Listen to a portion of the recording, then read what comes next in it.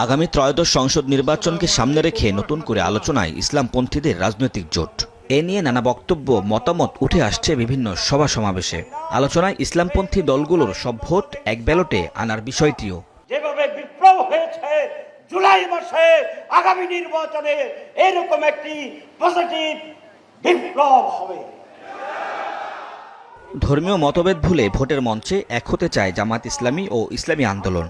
এছাড়াও জোটের আলোচনায় আছে বেশ কয়েকটি ইসলামিক দল।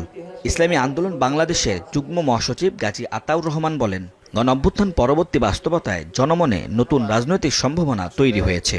তাই আগের মতো জোটের রাজনীতিতে এবার ব্যর্থ হতে চান না তারা। বিএনপির পরে দেখেন ধারাবাহিকভাবে 2, 3, 4 সিরিয়ালে আছে ইসলামী সংগঠনগুলো। এখন ইসলামী সংগঠনগুলোর দিকে মানুষের প্রত্যাশা বেশি। এখন এককভাবে কোনো ইসলামী সংগঠন আসলে ক্ষমতায় যাওয়ার মতো অবস্থানে নেই, এটা আমরা সবাই বুঝি। এই জন্যে আমরা মানুষের এই যে প্রত্যাশাটা এটা রিয়ালাইজ করেই আমরা সকল ইসলামী সংগঠন আমরা চিন্তা করছি আগামী নির্বাচনে যাতে ঐক্যবদ্ধভাবে নির্বাচনটা করা যায়।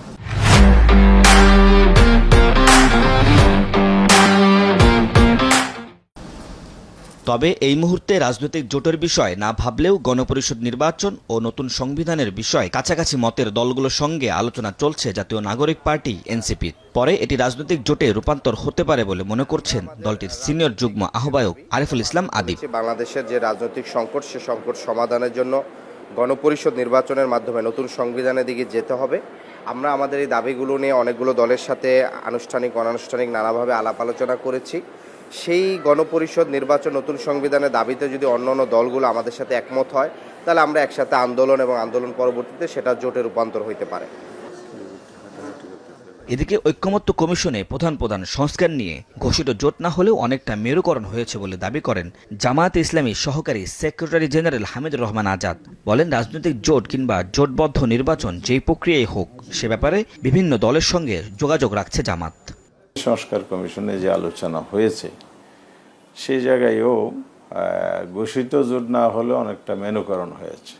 সম্ভাবনা যারা আছি তারা সবাই মিলে আমরা একটা ইলেকশন সুষ্ঠু করার জন্য আগে ঐক্যবদ্ধ হব, তারপরে নির্বাচনী বিষয়গুলো আমরা আলাপ আলোচনা ভিত্তিতে নির্ধারণ করব। তবে ইসলামপন্থী দলের নেতৃত্বে জোটে যেতে অনাগ্রহী এবি পার্টি।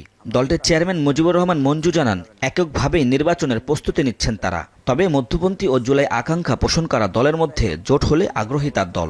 আমরা এককভাবে নির্বাচনের প্রস্তুতি নিচ্ছি, কারণ আমরা দেখেছি অতীতে কোনো নির্বাচনে ধর্মীয় দলের নেতৃত্বে যদি কোনো জোট হয়, তাদের ইলেকশনের রেজাল্ট খুব ভালো হয় না।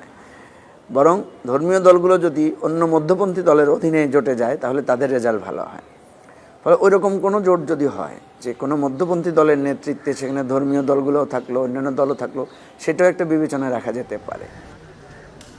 রাজনৈতিক জোটের বিষয়টি অস্পষ্ট থাকলেও জুলাই সনদের আইনি ভিত্তি বাস্তবায়ন ও গণপরিষদ কিংবা পিআর পদ্ধতিতে নির্বাচনের বিষয়ে সহাবস্থানে রয়েছে জামাত, এনসিপি ও ইসলামী আন্দোলন।